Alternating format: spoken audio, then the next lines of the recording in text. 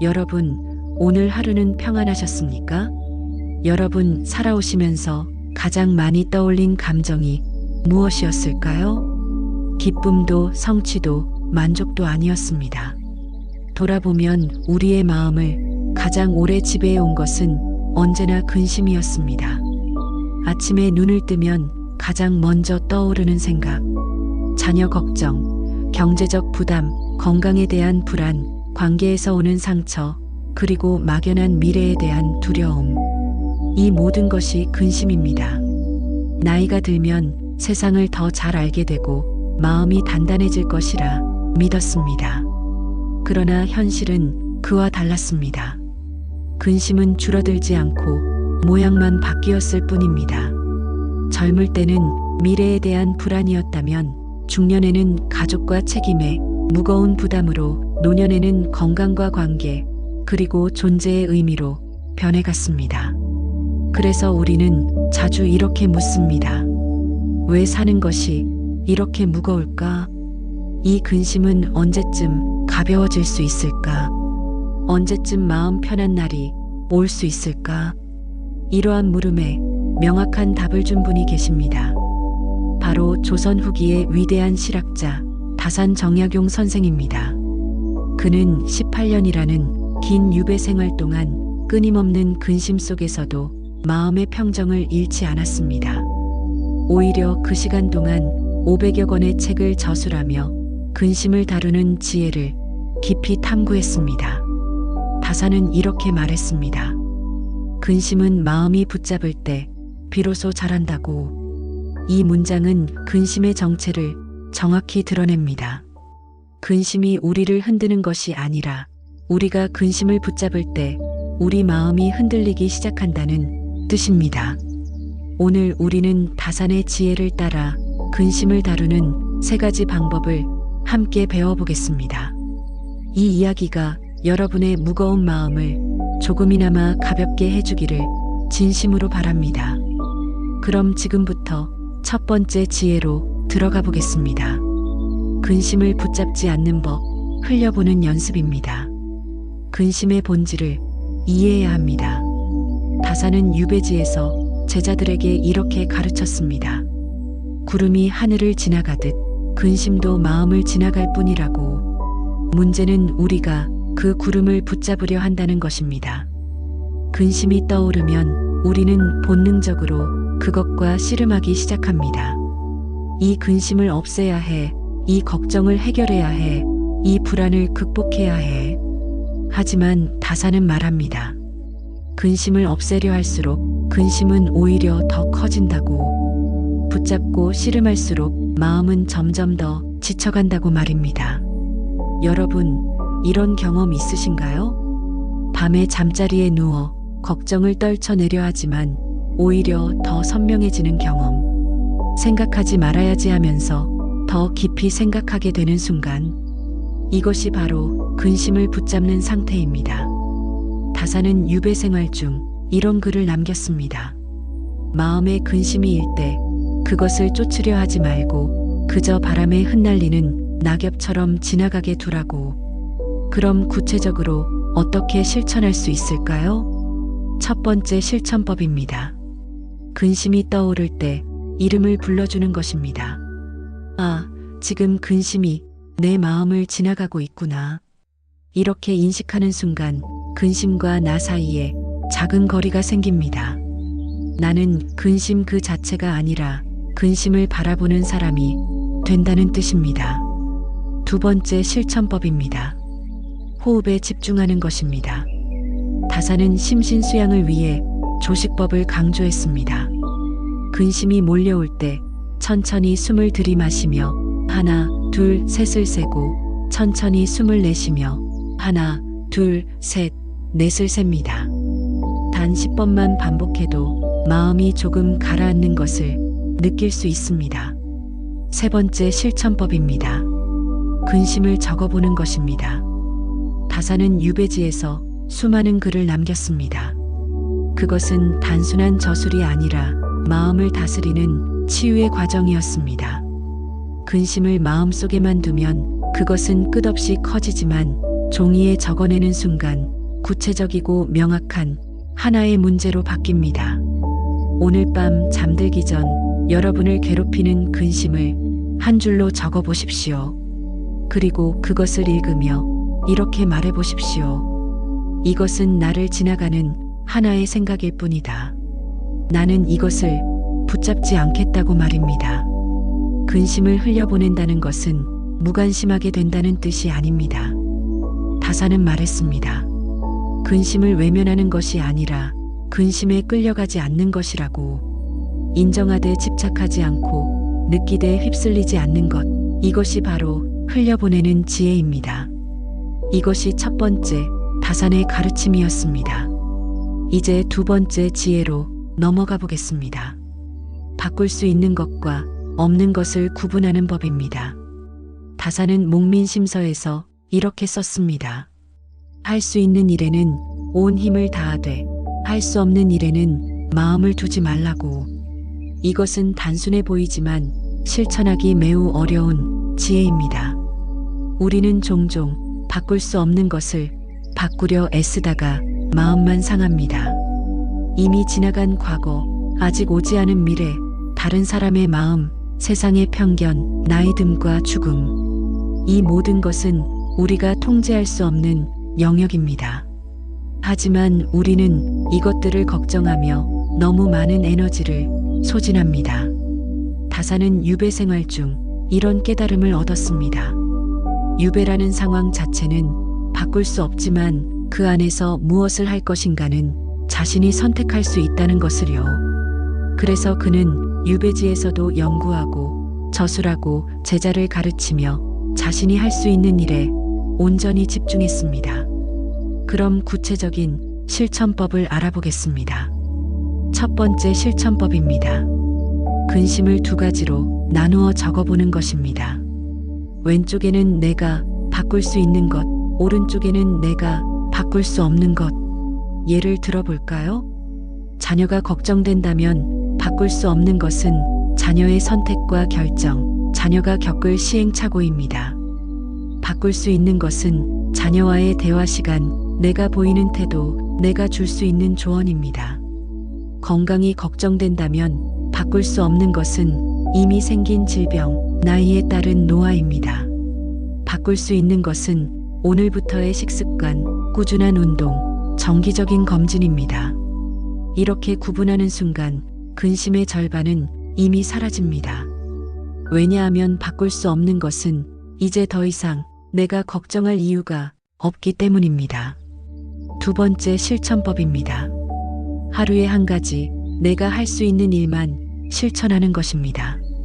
다사는 이렇게 말했습니다. 첫리길도 한 걸음부터 시작된다고. 큰 걱정 앞에서 우리는 종종 압도당합니다. 하지만 오늘 딱 한 가지만 내가 할 수 있는 일을 실천해 보십시오. 경제가 어렵다면 오늘 하나의 지출을 줄여보는 것. 관계가 불편하다면 오늘 한 통의 전화를 걸어보는 것. 건강이 염려된다면 오늘 10분만 걸어보는 것. 작은 실천이 쌓일 때 우리는 근심의 무게를 조금씩 덜어낼 수 있습니다.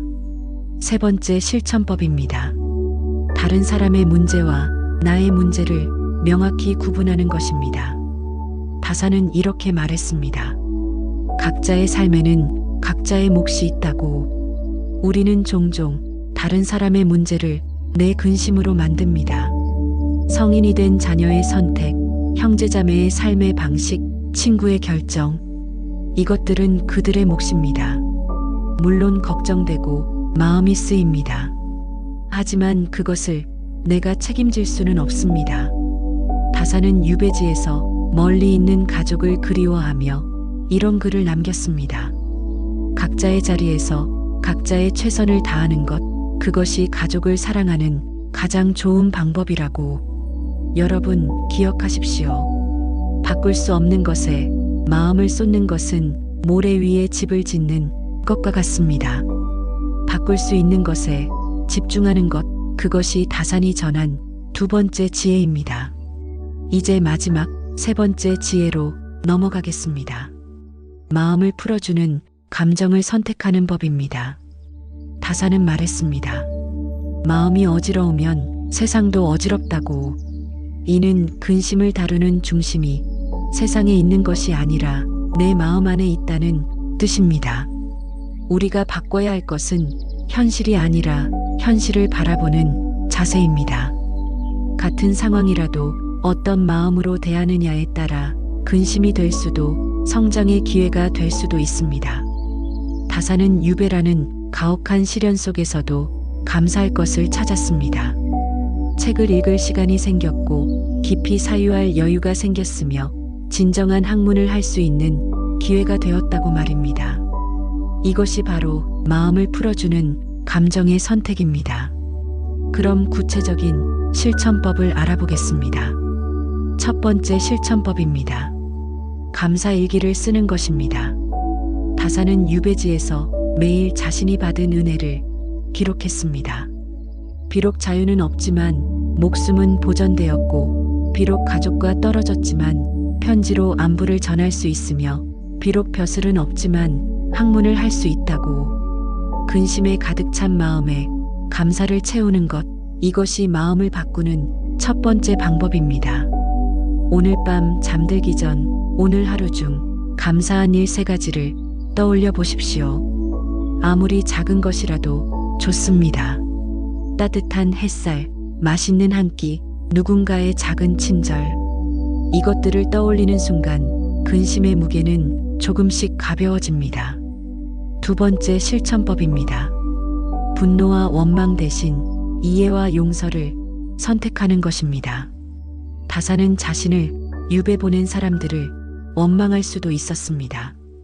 하지만 그는 그들을 이해하려 했고 용서하려 했습니다. 왜냐하면 분노와 원망은 상대를 해치는 것이 아니라 결국 나 자신의 마음을 병들게 하기 때문입니다. 여러분, 혹시 지금 누군가를 원망하고 계신가요? 그 원망이 여러분의 마음을 얼마나 무겁게 만들고 있는지 돌아보십시오. 용서는 상대를 위한 것이 아니라 나 자신을 위한 선물입니다. 세 번째 실천법입니다. 비교 대신 자기 자신과의 대화를 선택하는 것입니다. 다사는 이렇게 말했습니다. 남과 비교하면 끝이 없다고. 위를 보면 한이 없고 아래를 보면 교만해진다고. 중요한 것은 어제의 나보다 오늘의 내가 조금 나아졌는가입니다. 남의 성공을 보며 초라해지지 마십시오. 남의 행복을 보며 불행해지지 마십시오. 각자의 삶에는 각자의 속도가 있습니다. 여러분만의 속도로 여러분만의 길을 걸어가시면 됩니다. 네 번째 실천법입니다. 걱정 대신 기도와 명상을 선택하는 것입니다. 다사는 유배 생활 중 매일 아침 명상하며 하루를 시작했습니다. 조용히 앉아 마음을 가다듬고 오늘 하루를 어떻게 살아갈 것인지 다짐했습니다. 걱정은 미래를 바꾸지 못하지만 기도와 명상은 현재의 나를 바꿉니다. 오늘 아침 일어나서 단 5분만이라도 조용히 앉아 마음을 가다듬는 시간을 가져보십시오. 그 5분이 하루 전체의 무게를 바꿀 수 있습니다. 다사는 이렇게 말했습니다. 마음을 가두는 감정 대신 마음을 풀어주는 감정을 선택하라고.